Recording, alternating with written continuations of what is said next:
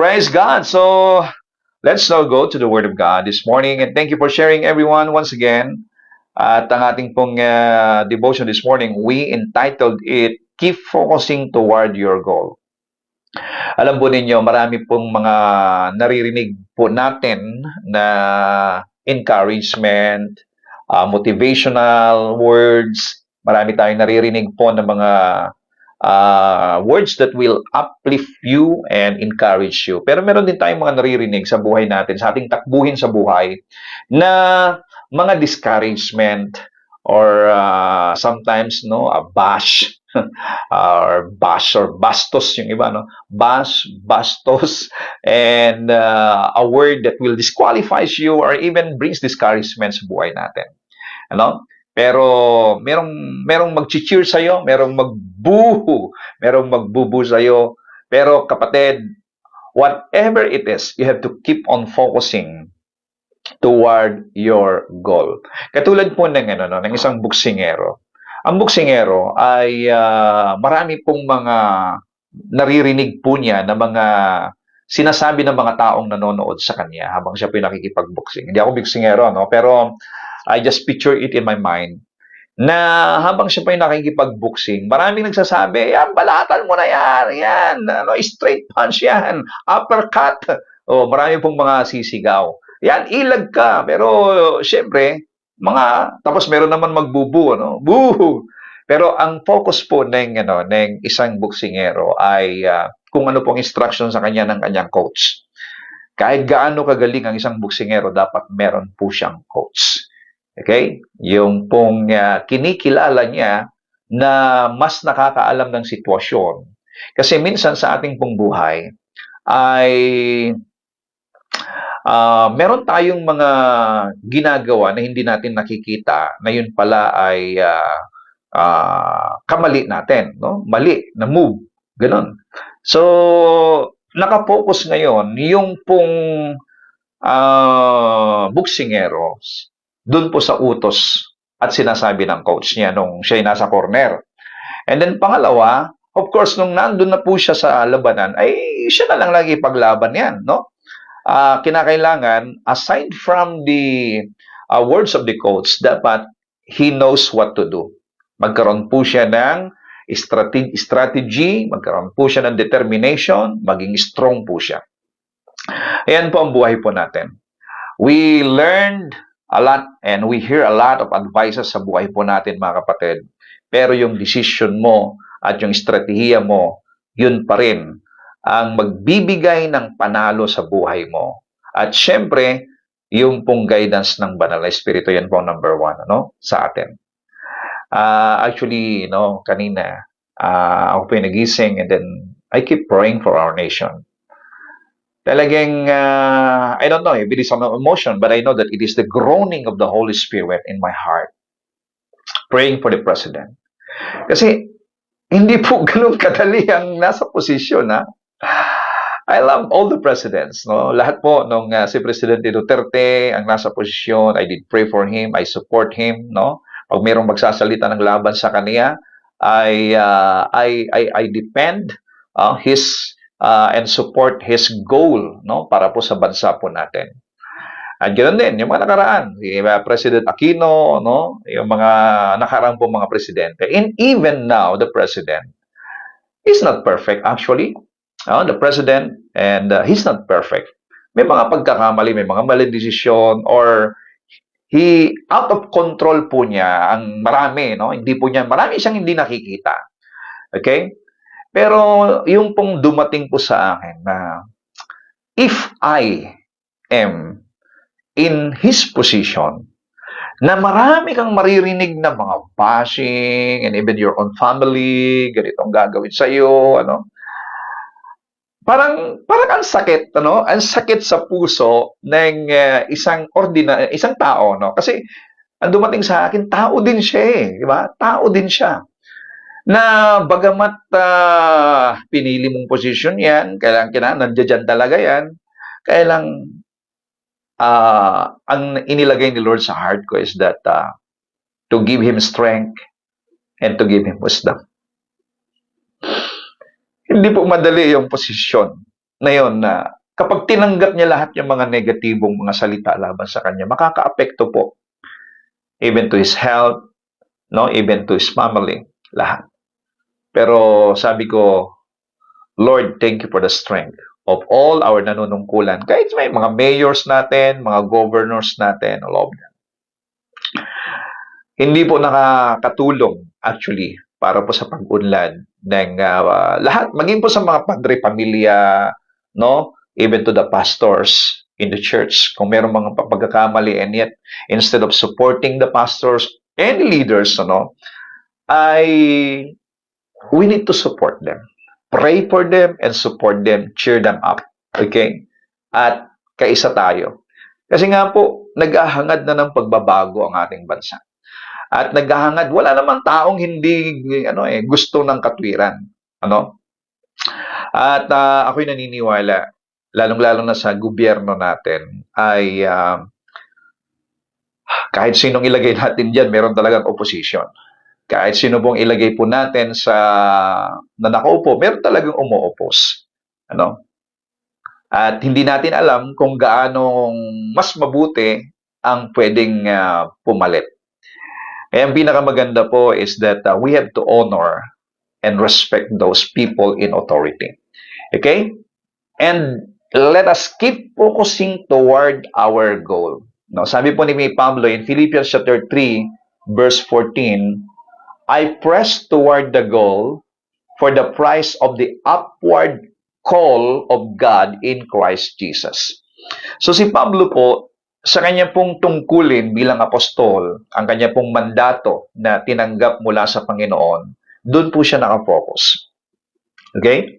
Kaya nga po, ang kanyang payo ay pagdating sa gobyerno, of course, we have to pray for them. Pray for those who are in authority. Do not mock them because they are also, ako'y naniniwalang sila po ay inilagay ng Diyos yan, according to Romans chapter 13. Inilagay sila ng Diyos bilang lingkod bayan. Okay? Pray for them. Pero sa atin, actually, ang purpose talaga ni Paul kung bakit to pray for them, para magkaroon tayo ng kapayapaan at hindi magulo ang ating pong paglilingkod sa Panginoon. Okay? Para hindi mahadlangan. Kaya nga tayo nagpapasalamat po dito sa bansa po natin, sa Pilipinas, ay hindi po nahadlangan o pine-persecute ng government ang mga Kristiyano. Meron po tayong kalayaan. Kaya napakapalad tayo compared to other countries na talaga namang may mga persecution, kahit na pinapatay ng mga Kristiyano dyan sa Nigeria, hindi nakikialam ang kanilang mga gobyerno. So, ibig sabihin, grabe. No? So, we have to pray for them also. Now, go back here to the goal. Press toward the goal for the prize of the upward call of God in Christ Jesus. Ang goal, this word goal specifically refers to the marker at the end of race on which runners intently fix their eyes. So kinakailangan po nakafix your eyes natin doon po sa end ng ating pong goal. Katulad sa atin pong mga Kristiyano, ano po ang gusto nating makita sa ating buhay Kristiyano, sa ating church, no? Lalong-lalo na sa ministeryo na pinagkatiwala sa atin ng Panginoon at maging sa ating pamilya, no? Maganda po na tayo magkaroon ng magandang ambisyon or plano para sa pamilya natin for financial stability, na makapag-aral ang mga anak, at magkaroon ng magandang pamilya. Pero mga kapatid, lahat ng yan ay panlupa. It is only an earthly matters. Of course, it is good. Very good po yan. Pero ang pinaka-goal ng lahat ng Kristiyano dapat ay ang lahat ng kamag-anakan natin, lahat ng ating mga mahal sa buhay, lahat mga anak, mga apo, ay maipamana natin sa kanila ang pananampalataya na si Kristo lamang ang tagapagligtas at mapaglingkuran ang Panginoon sa panahon ng kanilang kabataan. That should be the goal of everyone, no? At ang ating ipupurso to this goal is that unang-una, no? Ano ba yung goal natin sa ating buhay? Every Christian should have the goal to excel in self-disciplining ourselves. You have to excel in self-discipline, no? Yung bang marunong kang magtimpi, yung marunong kang yung bang gusto mo nang magmura pero pipiliin mong maging tahimik at huwag magmura, no? Yung gusto mo nang gumante pero pipiliin mong ipasa Diyos na lang ang lahat ng bagay. Minsan we are so pressured of what is happening around, nakikita ko sa buhay, no, ng marami, lalong-lalo na siyempre wala naman sa Panginoon, yung mga nagko-comment or mga nagbabash sa ating pong gobyerno, no, sa ating presidente at maging sa ibang mga pastors, no. Siguro tayo po na nandito lahat ngayon is that we need to help a goal of excelling in self-discipline. Na instead of speaking words that brings death to a person or to anybody, we have to choose and we need to choose to speak life unto them. Kahit na kinaiinisan mo na yung tao, kahit na kinaiinisan mo na yung kapitbahay mo o kasama mo sa pamilya mo, kapatid, choose to speak life. Okay? Choose to speak life. At yung sarili natin, no? Mandaming gusto ng laman natin na gawin, pero hindi lahat ng gusto ng laman natin ay nakalulugod sa Diyos. Kaya, alamin natin ano ba yung bagay na nakakalugod sa Panginoon na pwede kong gawin, no? Instead of following the desire of your flesh, ano naman ang sinasabi ng Bible doon sa bagay na gagawin kong ito? So, always choose to know what is the perfect will of the Lord in your life. Ano ba yun? Di ba? Alam nyo, ako'y saludo sa mga atleta, no? Ang mga atleta, ay talagang hindi nila, sinusupil nila ang kanilang sarili, nilalabanan nila yung gusto ng kanilang katawan, ng mga leisure, may disiplina. Hindi pwedeng magpuyat, hindi pwedeng kung ano-ano lang iniinom, hindi pwedeng kung ano-ano lang kinakain, hindi pwede yung kung ano-ano na lang ang saan-saan na lang ang pupunta. Kasi nga, pagka destroying if you have no discipline your body, it will affect your goal. It will affect you being an athlete kapag ikaw ay isang atleta. So tayo din ng mga Kristiyano, kapatid. Ang sabi po ni Pablo in 1 Corinthians chapter 9, verse 25, pababa, is that I do not, dito sa verse 26, I do not run without a definite goal. So meron po tayong goal sa ating pong buhay. I do not fail around like one beating the air, just shadow boxing. But like a boxer, I strictly discipline my body and make it a slave. Kapatid, hayaan mo na pasunurin mo ang iyong katawan sa gusto ng Diyos, sa kalooban ng Diyos. Hindi sa kagustuhan niya lang dahil ito'y masaya, ito'y maganda, no? Ito ay nakaka-relax. No. You have to strictly discipline your body and make it a slave so that after I have preached the gospel to others, sabi niya, I myself will not somehow be disqualified as an unfit for service. Kapatid, discipline your body. As a Christian, in the inside, of course, God is looking at us, not on our body. God is looking at us, not on our mind. God is dealing at us, not with our emotion, because our emotion ay pabago-bago. The Lord is a spirit, God is a spirit, and God is dealing with us in the spirit. Kaya lang, tayong mga Kristiyano ay magkaroon ng goal na who we are in the spirit ay kinakailangang mairlabas natin. Maipakita natin dito po sa ating pong buhay dito sa lupa. Kasi yung nakikita ng Diyos na katwiran, kabanalan sa iyo ay hindi nakikita ng mga tao. Okay? Hindi nakikita ng mga tao. So, if you gonna discipline yourself and allowing it to be submitted, submit your body totally to the Holy Spirit, na minsan ayaw ng katawan, kasi ayaw tong katawan na to, ayaw niyang magpasubmit sa Holy Spirit, I tell you. Kaya lang kinakailangan, hatakin mo ang iyong katawan na mag-submit sa Holy Spirit, mag-submit sa kagustuhan ng Diyos. Hindi lahat ng gusto ng katawan mo dapat isundin mo.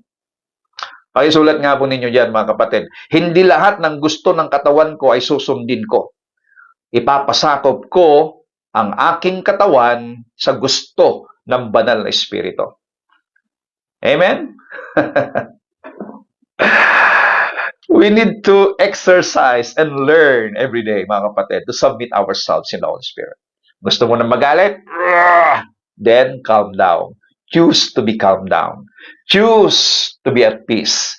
Okay? Gusto mo nang magsalita ng mga nakakasakit? No? Lahat na lang, alam mo, nakakatuwa, no? Yung mga tao talaga grabe, no? Talagang yung mga salita nila ay sa social media ay talagang hindi nila mapigilan ang kanilang sarili, no? And sad to say, some are Christians, no? Sad to say. Kaya, mga kapatid, ang isa dapat sa goal natin is that to have a self-discipline. Kasi magkakaroon tayo ng goal ng pagbabago.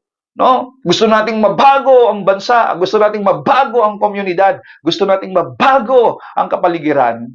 Pero ang unang-una dapat na mabago yung sarili natin. Unang-una dapat mabago at magkaroon ng disiplina yung sarili natin.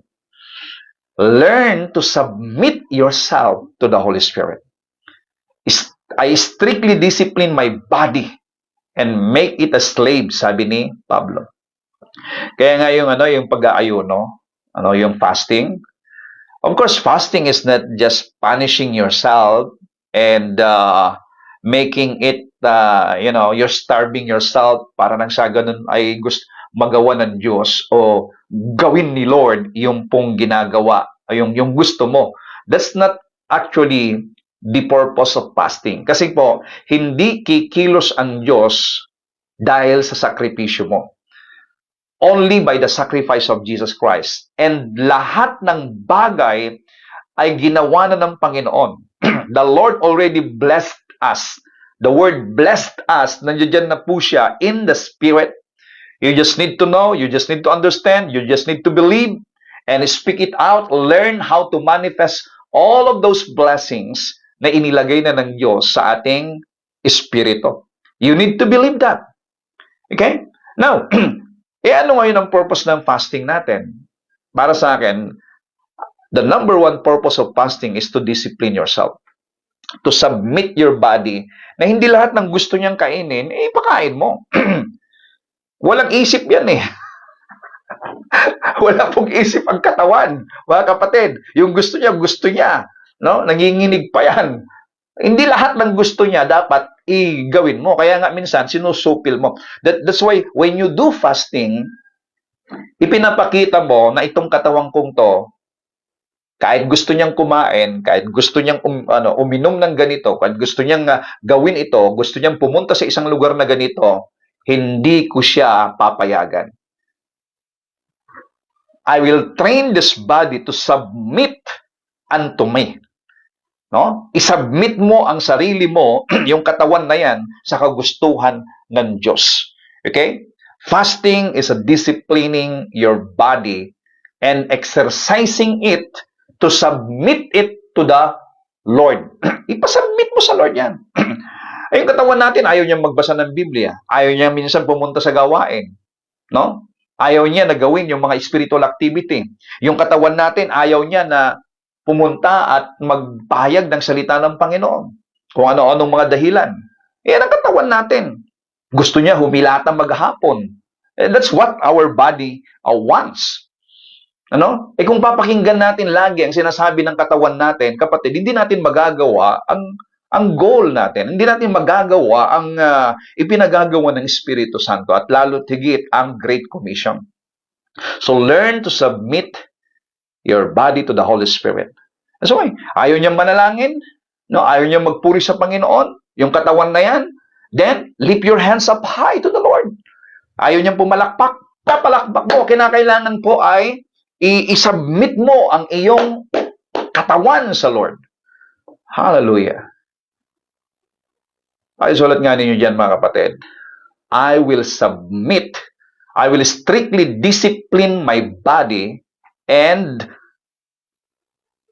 submit it to the Holy Spirit. No? I will strictly discipline my body and I will submit it to the Holy Spirit. Ganun yun. Magkaroon ka ng strong determination. Magkaroon tayo ng strong determination, mga kapatid, na disiplinahin ang ating katawan. Disiplinahin ang ating dila. Disiplinahin ang ating mata. Kung alam nating hindi yan tama, pero gusto ng laman na gawin natin, we need to discipline and stop it. Hindi pwedeng mas malakas ang hatak niya. You have the Holy Spirit in you, my friend. Nasa sayo ang Espiritu Santo. You have the power of the Holy Spirit, the anointing of the Holy Spirit.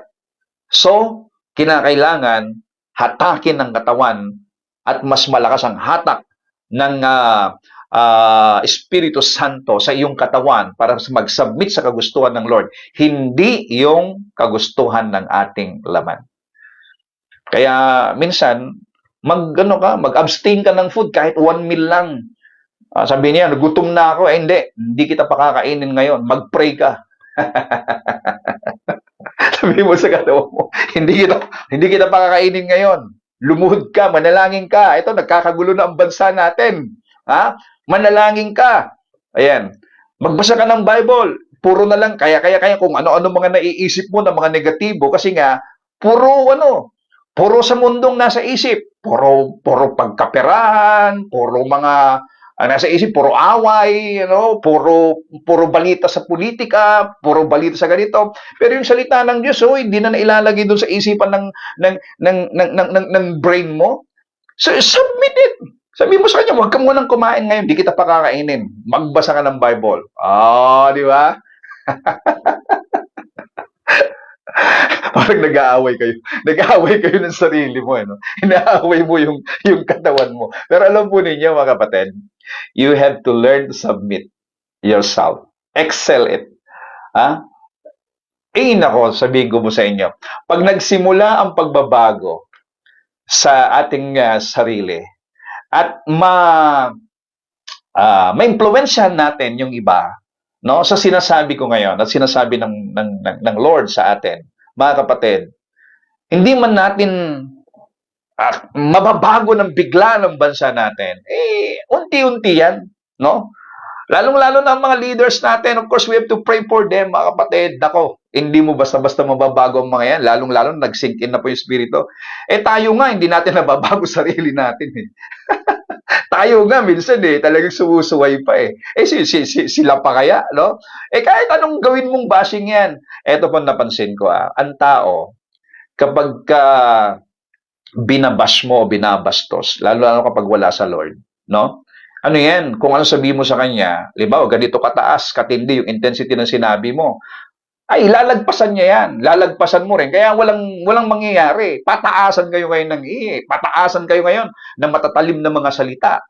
Mga kapatid, hindi yan ang way ni Lord. Kaya nga, it's not by might nor by power, but by my Spirit, says the Lord. Sa pamamagitan ng Espiritu Santo. Amen? So, dito muna tayo magtatapos sa isa lang po. Pero ang dami ang dami po nating mga pag-uusapan po dito sa pursuing towards your goal. Pero isa lang po na talakay natin ngayong umaga na ang isa sa goal mo ay yung sarili mo mismo. To discipline yourself. Okay? Strictly discipline your body and make it a slave. Huwag nating hayaan na yung katawan natin, i-slave niya tayo. Na yung spiritual life natin, yung buhay natin bilang Kristiyano, instead na ang katawang ito ang sumunod doon sa gusto ng Lord, pinapasunod tayo ng katawan. Actually, ito, ginagamit ng kaaway ito, itong katawan na to Di ba? Gagamitin niya yan, yung mga fleshly things na yan, yung mga desires na yan, kaya kinakailangan kung anong gusto ng katawan mo, Kung paano pinapagalitan yung anak mo minsan na kapag pinababili, "Mommy, gusto ko 'yan, oh, gusto ko 'yan, eh. Gusto ko ng candy, gusto ko ng ganyan, chocolate," gano'n. 'Di ba sinasabi nating mga "Wag, masisira ipin mo. Wag, taba-taba mo na." Don't say bad words. Wag, diabetic ka, hindi, not good for your body, not good for your health. 'Di ba? Pinapagalitan natin sila. Gano'n din, pagalitan mo sarili mo. 'Di ba? Pagalitan mo minsan sarili mo. Ano ba? Tanghali na, di ka pa bumabangon diyan. Oh, di ba? Tanghali na, may gawain ngayon. Ano ba? May Bible study, ayaw mong pumunta. Ano ba? Pagalitan mo sarili mo. Ha? Discipline your body. Ang ganda ng topic natin ngayon, ano? Pursue toward your goal, mga kapatid. Na kinakailangan po, keep focusing toward your goal. So tomorrow, we're gonna talk more of this at marami po ito at we're gonna make it as a series hanggang Friday siguro, no? Again, mga kapatid, maraming salamat at salamat po sa inyong panalangin kay Pastor Walter, to my family, to the Ministry of Ever Increasing Grace Church. Salamat sa inyong suporta and keep praying for our country, our president, the vice president, all mga nalunungkulan at patuloy na linisin, maayos po ang bansang ito sa pangunguna po ng ating Panginoon at magagawa natin is to keep praying for this nation.